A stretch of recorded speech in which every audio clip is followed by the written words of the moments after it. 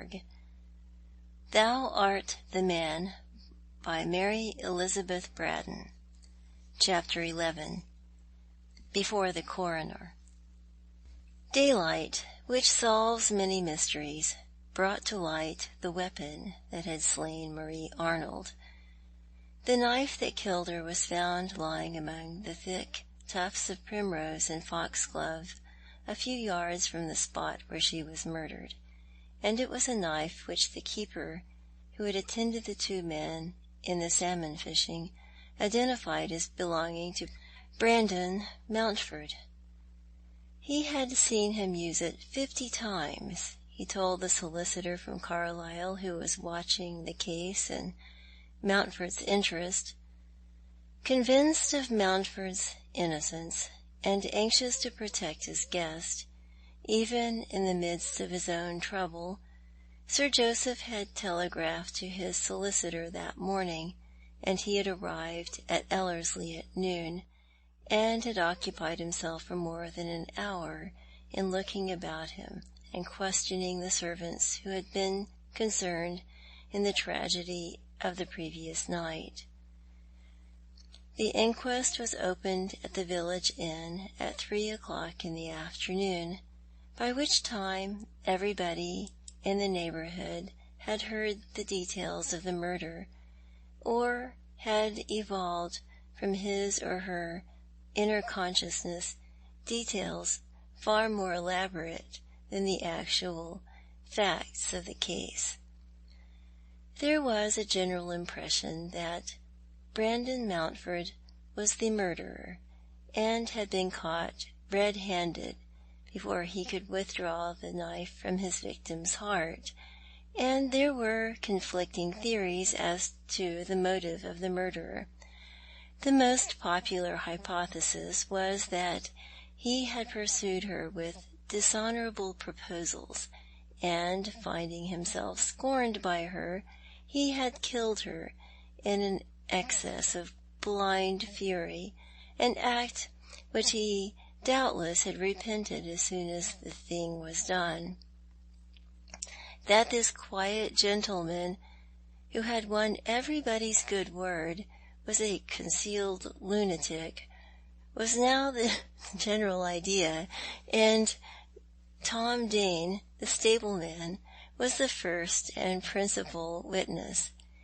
He described the finding of the body, and how Braddon Mountford had been discovered kneeling beside the corpse, his hands stained with blood, his countenance pale and agitated, his manner wild and incoherent. "Had he any weapon in his hand?" asked the coroner. "No, his hands were empty." "Did you think it strange that there should be blood upon his hands?" asked Mr. Fangfoss, the solicitor.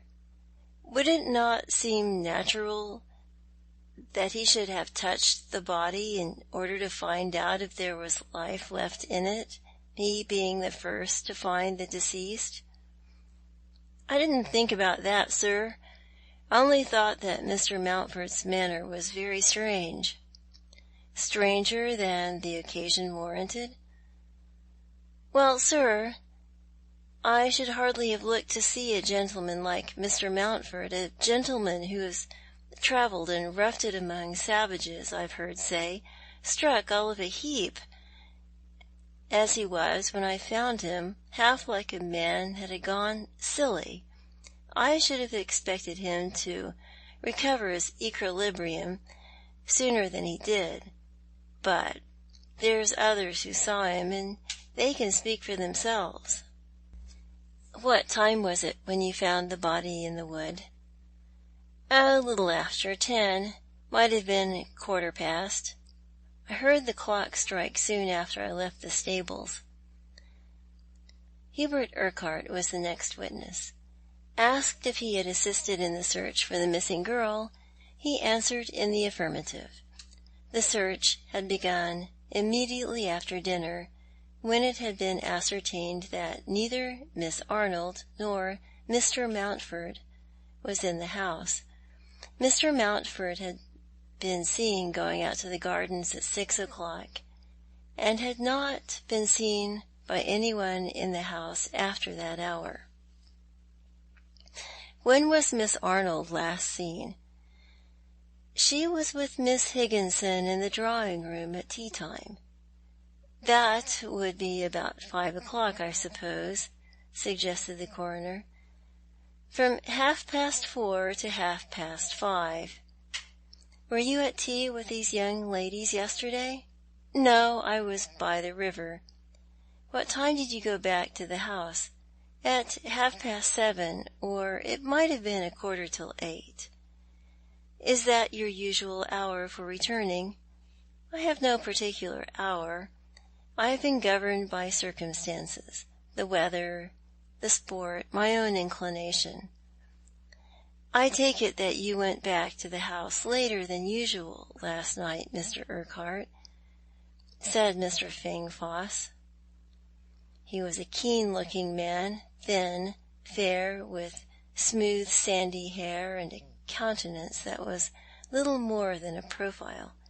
He had a quick, bird-like manner of turning his head to one side with an interrogative air, and nobody had ever been able to surprise his full face. Yes, I was later than I generally am. You generally took tea with the ladies before 5:30, I think. Sometimes, not generally. But I don't think you need occupy the coroner's time with those trivial details.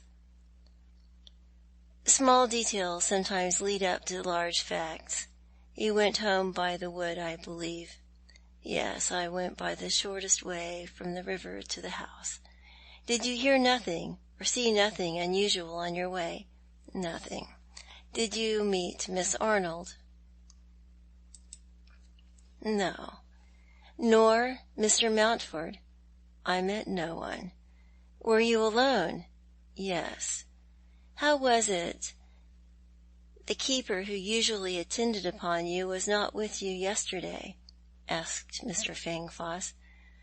Simply because I dismissed him early in the afternoon, having no further need of his services. You did not want him to carry your tackle? No, my tackle is kept in a hut near the river.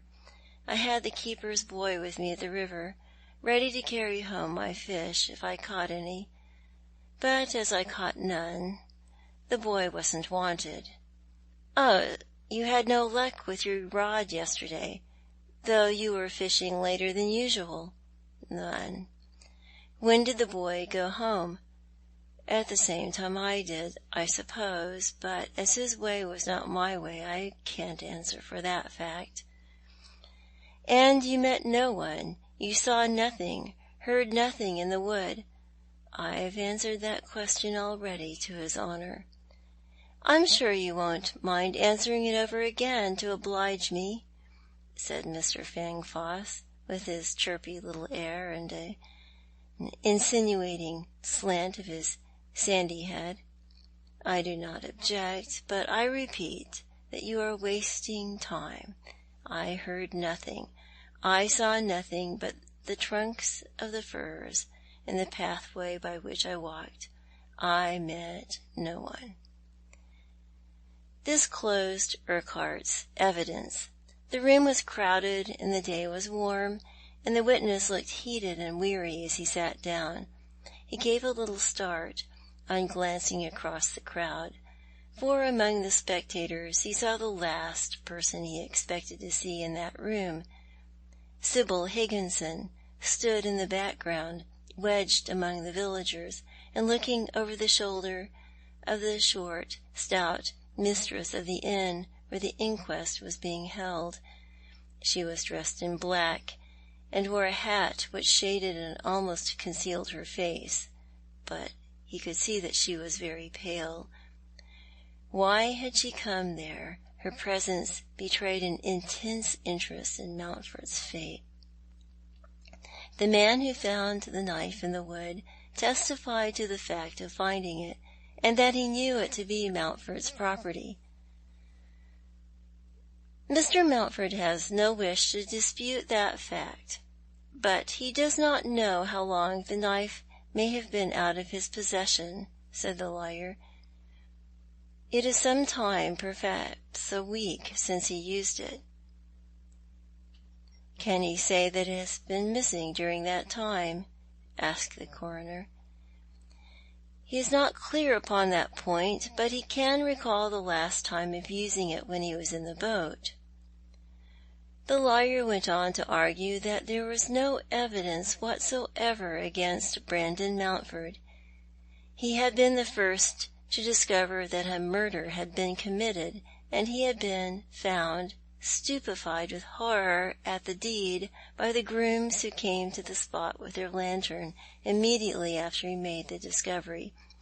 To suppose that any man would be calm and collected in such a crisis would be to suppose that man wanting in natural feeling. The young lady had been known to him, and had been his companion in many pleasant hours. He had last seen her beautiful and happy, full of life and high spirits, and he found her lying alone in the darkness, foully murdered. Would any man be perfectly calm and self-possessed and able to give a very clear account of himself under such conditions? Yet, because this man had shown signs of agitation and distress, he had been hauled off to a village lock-up and treated like a convicted criminal. Mr. Fangfoss ventured to say that he had never heard of any more outrageous abuse of ignorant authority in the whole of his experience of the rural police.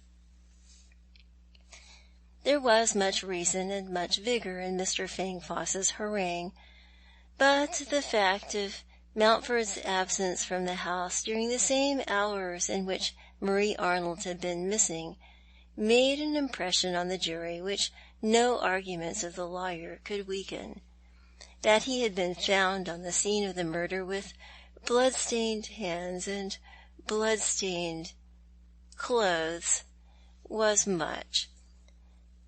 But that circumstance, startling as it was, could be more easily explained than the fact of his disappearance during the very time at which Marie had been missing, a disappearance which involved a complete departure from all his habits, a marked breach of domestic etiquette. That a guest who, until yesterday, had been undeviating in punctuality, should keep everybody waiting dinner, should offer no excuse for his absence, implied a state of things in which passion had got the better of prudence, and had overthrown all the laws of a gentleman's existence. The coroner had dined at Ellerslie more than once during Mr. Mountford's visit, and he knew him as a person of courteous manners and perfect consideration for others. To the coroner, as well as the jury, his conduct on the previous evening seemed incompatible with innocence. The verdict was wilful murder against Braddon Mountford. The inquiry before the magistrate was to begin on the following day, and in the meantime Braddon Mountford was to remain in the lock-up, with every probability of being committed for trial after the magisterial inquiry. End of Chapter 11.